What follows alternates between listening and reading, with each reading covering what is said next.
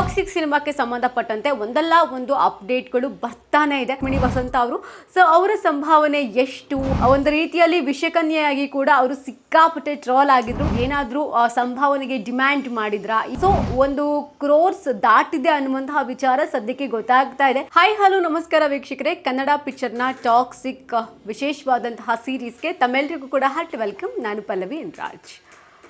Toxic cinema ಸಿಕ್ಕಾಪಟ್ಟೆ sound ಮಾಡ್ತಾ ಇದೆ. ಅದರಲ್ಲೂ ಕೂಡ ನಿನ್ನೆ ರಿಲೀಸ್ ಆದಂತಹ ಹಾಡನ್ನು ಕೇಳಿದಾಗ್ಲಿಂದಲೂ ಕೂಡ ಸಿನಿಮಾದ ವಿಡಿಯೋ ಸಾಂಗ್ ನೋಡಬೇಕು, ಸಿನಿಮಾದ ಟ್ರೈಲರ್ ನೋಡಬೇಕು, ಸಿನಿಮಾ ಯಾವಾಗಪ್ಪ ರಿಲೀಸ್ ಆಗುತ್ತೆ ಅಂತ ನಾವೆಲ್ಲರೂ ಕೂಡ ಅಷ್ಟೇ ಕ್ಯೂರಿಯಸ್ ಇಂದ ವೆಯ್ಟ್ ಮಾಡ್ತಾ ಇದ್ದೀವಿ. ಸೊ ಈ ಟಾಕ್ಸಿಕ್ ಸಿನಿಮಾಕ್ಕೆ ಸಂಬಂಧಪಟ್ಟಂತೆ ಒಂದಲ್ಲ ಒಂದು ಅಪ್ಡೇಟ್ಗಳು ಬರ್ತಾನೆ ಇದೆ. ಅದರಲ್ಲೂ ಕೂಡ ಇನ್ನೇನು ರಿಲೀಸ್ ಹಂತದಲ್ಲಿರಬೇಕಾದ್ರೆ ಸಂಭಾವನೆ ವಿಚಾರ ಸಿಕ್ಕಾಪಟ್ಟೆ ಮ್ಯಾಟರ್ ಆಗುತ್ತೆ. ಅವರು ಅಷ್ಟು ಸಂಭಾವನೆ ಪಡ್ಕೊಂಡ್ರಂತೆ, ಇವರು ಇಷ್ಟು ಸಂಭಾವನೆ ಪಡ್ಕೊಂಡ್ರಂತೆ.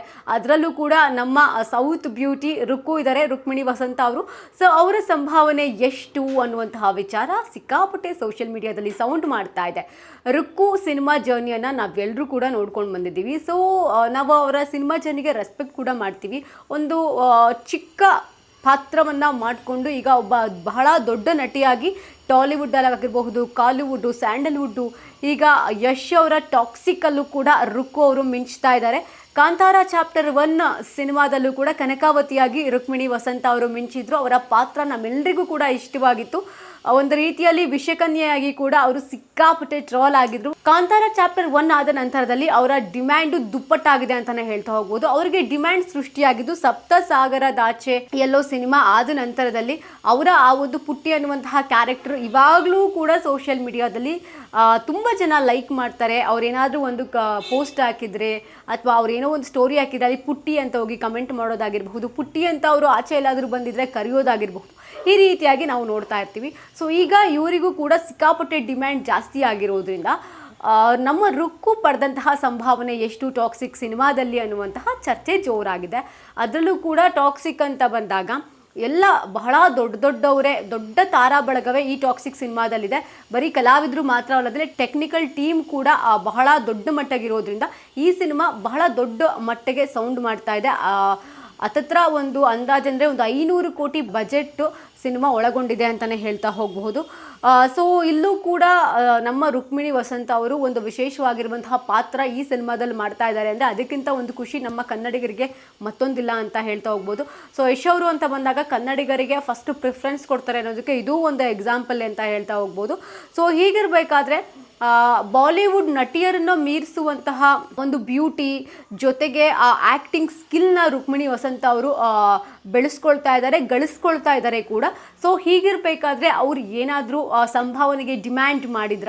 ಈ ಒಂದಷ್ಟು ಕ್ಯೂರಿಯಾಸಿಟಿ ಆಗಿರುವಂತಹ ವಿಷಯ ಅವರ ಅಭಿಮಾನಿಗಳಲ್ಲೂ ಕೂಡ ಸಿಕ್ಕಾಪಟ್ಟೆ ಕಾಡ್ತಾ ಇದೆ. ಸೊ ಹೀಗಿರಬೇಕಾದ್ರೆ ಅವರೇನಾದರೂ ಡಿಮ್ಯಾಂಡ್ ಮಾಡಿದ್ರ? ಅವ್ರು ಪಡೆದಂತಹ ಸಂಭಾವನೆ ಎಷ್ಟು?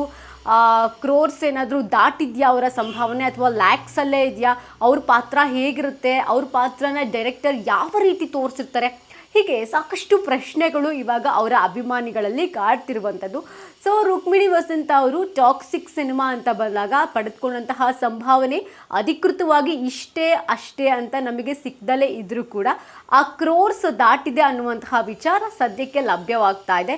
ಸೊ ಈ ಹಿಂದೆ ಅವರು ಮಾಡಿರುವಂತಹ ಸಿನಿಮಾಗಳಲ್ಲಿ ಕಾಂತಾರ ಚಾಪ್ಟರ್ 1 ಆಗಿರಬಹುದು ಅಥವಾ ಸಪ್ತಸಾಗರದ ಆಚೆ ಎಲ್ಲ ಆಗಿರಬಹುದು. ಸೊ ಈ ರೀತಿಯ ಸಿನಿಮಾಗಳನ್ನು ನೋಡ್ಕೊಂಡು ಬಂದಾಗ ಈ ಟಾಕ್ಸಿಕ್ ಅನ್ನೋದು ಬಹಳ ಬಿಗ್ ಬಜೆಟ್ ಸಿನಿಮಾ. ಅವರ ಲೈಫಲ್ಲೂ ಕೂಡ ಇದು ಬರೀ ಪ್ಯಾನ್ ಇಂಡಿಯಾ ಮಾತ್ರ ಅಲ್ಲ, ಪ್ಯಾನ್ ವರ್ಲ್ಡ್ ಸಿನಿಮಾ ಅಂತ ಹೇಳ್ಬೋದು. ಸೊ ಹೀಗಿರಬೇಕಾದ್ರೆ ಅವರ ಬಜೆಟ್ ಕೂಡ ದುಪ್ಪಟ್ಟಾಗಿರುತ್ತೆ. ಸೊ ಒಂದು ಕ್ರೋರ್ಸ್ ದಾಟಿದೆ ಅನ್ನುವಂತಹ ವಿಚಾರ ಸದ್ಯಕ್ಕೆ ಗೊತ್ತಾಗ್ತಾ ಇದೆ. ಸೊ ವೆಯ್ಟ್ ಮಾಡಿ ನೋಡೋಣ, ಸಿನಿಮಾ ರಿಲೀಸ್ ಆದಮೇಲಾದರೂ ಈ ಒಂದು ಸಂಭಾವನೆ ಅನ್ನುವಂತಹ ವಿಚಾರ ಗೊತ್ತಾಗುತ್ತಾ ಅಂತ.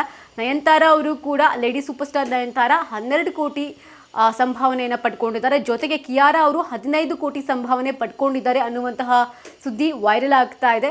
ಸೊ ಇನ್ನು ಗೊತ್ತಿಲ್ಲ ಮುಂದಿನ ದಿನಗಳಲ್ಲಿ ಏನೆಲ್ಲ ಅಪ್ಡೇಟ್ಸ್ಗಳು ಸಿಗಬಹುದು, ಅಥವಾ ಈ ವೈರಲ್ ಆಗಿರೋ ನ್ಯೂಸೇ ನಿಜಾನಾ ಅಥವಾ ಇದು ಸುಳ್ಳ, ಇನ್ನು ಅವ್ರು ಪಡ್ಕೊಂಡಂತಹ ಸಂಭಾವನೆ ಇದಕ್ಕಿಂತ ದುಪ್ಪಟ್ಟ ಅಥವಾ ಇಷ್ಟೇನಾ ಅನ್ನೋದು ಅವರೇ ಅಧಿಕೃತವಾಗಿ ಹೇಳಬೇಕಾಗಿದೆ ಅಥವಾ ಸಿನಿಮಾ ತಂಡ ಹೇಳಬೇಕಾಗಿದೆ. ಇನ್ನೇನು ಕೆಲವು ದಿನಗಳಲ್ಲಿ ನಮಗೆ ಪವರ್ಫುಲ್ ಆಗಿರುವಂತಹ ಟ್ರೈಲರ್ ಬರ್ತಾ ಇದೆ.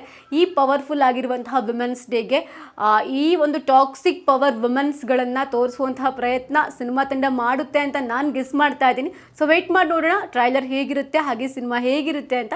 ಇದಾಗಿತ್ತು ಈ ಹೊತ್ತಿನ ವಿಶೇಷ. ಇನ್ನಷ್ಟು ಹೆಚ್ಚಿನ ಅಪ್ಡೇಟ್ಗಳಿಗಾಗಿ ನೋಡ್ತಾ ಇರಿ ಕನ್ನಡ ಪಿಕ್ಚರ್.